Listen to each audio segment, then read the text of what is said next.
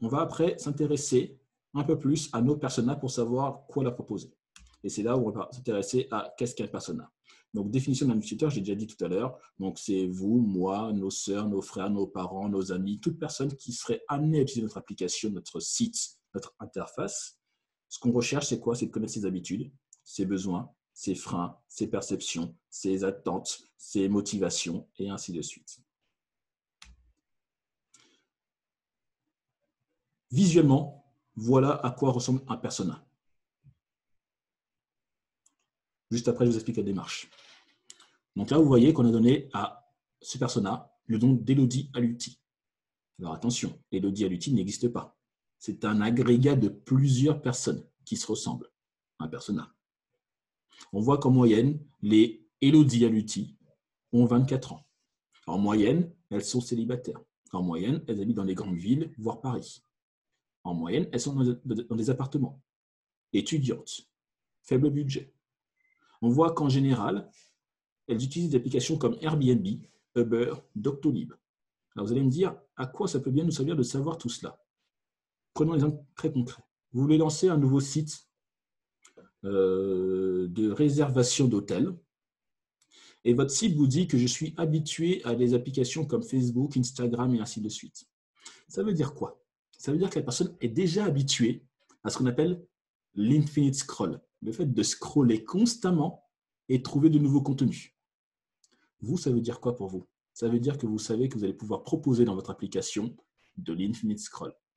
Votre cible ne va pas être amenée à réfléchir parce que c'est quelque chose qu'elle fait déjà. Faites pas de pagination. Ne faites absolument pas de pagination. Infinite scroll.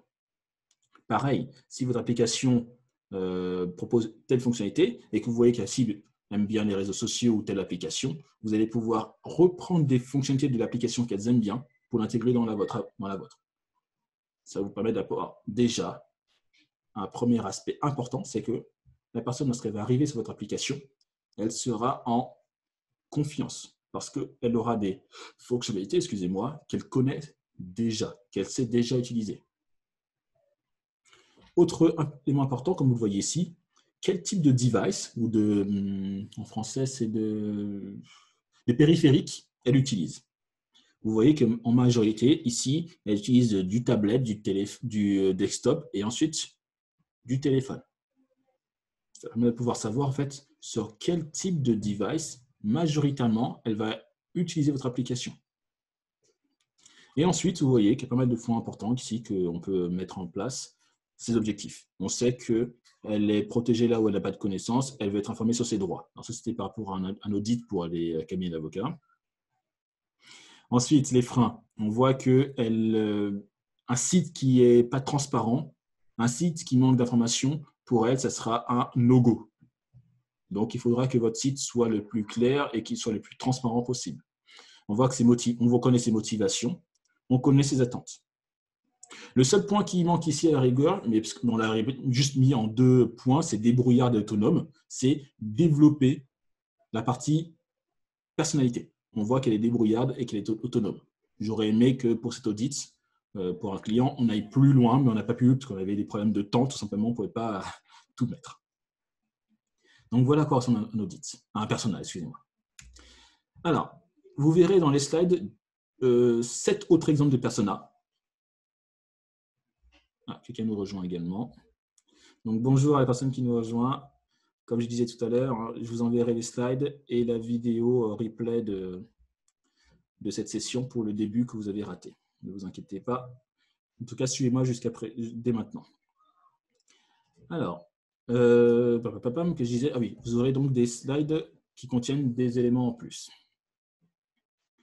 Alors, comment est-ce que vous allez pouvoir récupérer tous ces éléments? Parce que Elodie Aluti, vous avez bien compris, c'est un agrégat de plusieurs personnes. Donc, c'est-à-dire que j'ai obtenu des informations de personnes concrètes pour pouvoir créer des personas. Eh bien, j'ai 2 méthodes pour le faire. J'ai les méthodes dites quantitatives et les méthodes dites qualitatives. Qualitative, c'est quoi? Ça va être des études ethnographiques. J'en ai parlé tout à l'heure quand j'ai parlé de Netflix, de l'observation, du focus group, des interviews one-to-one. Je vais leur poser des questions et récupérer, certes, pas énormément d'informations en termes de nombre, mais des informations de qualité, parce que j'ai un échange réel avec les personnes. Ensuite, j'ai les recherches dites quantitatives, où là, je vais balancer l'information, mon questionnaire à un max de personnes. Le but, c'est d'avoir le plus de réponses possible. Pour ça, le plus simple, c'est faire des questionnaires et vous l'envoyer à vos contacts sur Facebook, Instagram, Twitter, LinkedIn, par mail et ainsi de suite. Et même durant cette période de confinement, on peut le faire. Il y a 2 semaines, j'avais donc un cours de 3 jours donc sur ça. Ils ont dû faire un audit complet. Ben, ils sont revenus avec beaucoup d'informations, des gens qu'ils ont appelés et ainsi de suite. Donc, on peut le faire à tout moment. Alors, une fois que vous avez bien compris cela, quelles sont les phases à respecter? Première phase, c'est la phase de recherche. Ben, tout simplement, je vais conduire mes entretiens. Donc, focus group, mes sondages, envoyer mes formulaires par Facebook pour avoir le plus d'informations possible. Ensuite, je vais donc récolter des informations. Donc, la phase numéro 2, ça va être de réfléchir par rapport à cela. Je vois que j'ai 10 réponses, 20 réponses, 100 réponses. Je vois qu'il y a des groupes qui se ressemblent. Là. Il y a à peu près une quinzaine de personnes qui se ressemblent. Bah, pour moi, ce serait peut-être un persona à part entière. Je vois qu'il y a 50 personnes qui se ressemblent. Ah, bah ça c'est mon persona principal. Je vais en faire un persona à part entière. Ah, je vois 3 personnes qui se ressemblent là. Ah, c'est peut-être un persona un troisième persona. Ah, là, je vois qu'il y a des informations sur des personnes qui ne m'intéressent pas du tout. Ça arrivera. Eh bien, vous vous dites que ces personnes-là, vous en faites soit un anti-persona. En gros, ce sont des personnes à qui vous ne voulez absolument pas répondre, soit vous les mettez d'un côté, vous ne les prenez pas en compte. Ça, c'est un point important. Ne partez pas du principe que toutes les réponses que vous allez avoir sont forcément des réponses utiles pour vous. Il peut y avoir des contre-personas ou des anti-personas, des gens à qui on ne veut absolument pas répondre. Ça arrivera et en fait, ça arrive tout le temps. Il faut juste savoir l'identifier. Alors, dans le Google Drive que je vous enverrai à la fin, vous aurez un exemplaire plus détaillé des questionnaires que vous pouvez utiliser. Donc ça, c'est un exemple de questionnaire que nous, on a monté sur lequel, et qu'on reprend, en tout cas, comme base, et on améliore à chaque fois qu'on a un client. Voilà, j'ai une autre question que vous allez pouvoir poser soit par téléphone, interview, focus group, soit en présentiel pour les focus group, soit dans un Google Form. Premièrement, vous allez commencer par nom, prénom, âge, métier. Vous devez connaître les gens. Donc, quel est leur prénom, leur nom, leur âge, leur métier, où habitent-ils? Combien d'heures par jour ils se connectent à Internet? Pour faire quoi? Depuis quel type de device? Est-ce qu'ils sont plus sur téléphone, tablette, ordinateur de bureau? Est-ce qu'ils utilisent des réseaux sociaux? Et si oui, lesquels? Les applications, et ainsi de suite. Là, le but, c'est d'avoir une information sur leur, j'allais dire compétences, mais c'est peut-être un mot un peu fort, mais en tout cas, leur habileté digitale. Ensuite, qu'est-ce que je fais? Je vais commencer à m'intéresser à mon secteur, à mon métier.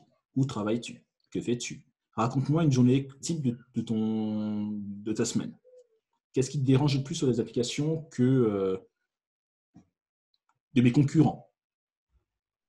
Ou sur mon application à moi, si c'est un audit dans le but d'améliorer mon interface. Et ainsi de suite. Et vous allez pouvoir continuer à créer des questions pour répondre à des informations dont vous avez besoin pour créer les personas et savoir quoi proposer. Alors, ça c'est juste un petit bonus. Lorsque vous faites un interview, donc avant, se préparer, se renseigner, s'imprégner des caractéristiques, trouver un lieu calme, dans le meilleur des cas, soit chez les gens, soit chez vous, mais proche de chez eux. Pendant et après, empathie, écoute active, très important. Comme j'aime bien le dire, le facilitateur, on s'en fout. Celui qui compte, c'est l'utilisateur. Donc, votre avis, ce n'est pas le plus important. Vous le gardez pour vous. Ce qui compte, c'est l'avis des gens. Même si vous n'êtes pas d'accord, recueillez leur avis et après, en posant des questions supplémentaires, essayez de comprendre pourquoi ils ont dit cela. Montrez de la considération, les remerciements et ainsi de suite. Voilà. Voilà en rapide comment on fait un persona. Alors, rassurez-vous, j'ai dit c'est en rapide, mais pour celles qui voudraient, j'ai lancé sur YouTube, donc c'est en gratuit, n'hésitez pas à aller regarder, une série de vidéos sur l'UX. Et entre autres, il y a une vidéo qui est sur les personas, que je détaille beaucoup plus. Donc, ça reprend ça, mais c'est un peu plus détaillé. Donc, vous pourrez aller le trouver sur YouTube pour ceux qui le veulent, où j'explique comment constituer et créer un persona. Et normalement, je devrais le mettre à jour en fin mai, ou plus tôt, si jamais on continue le confinement, j'aurai plus de temps avant.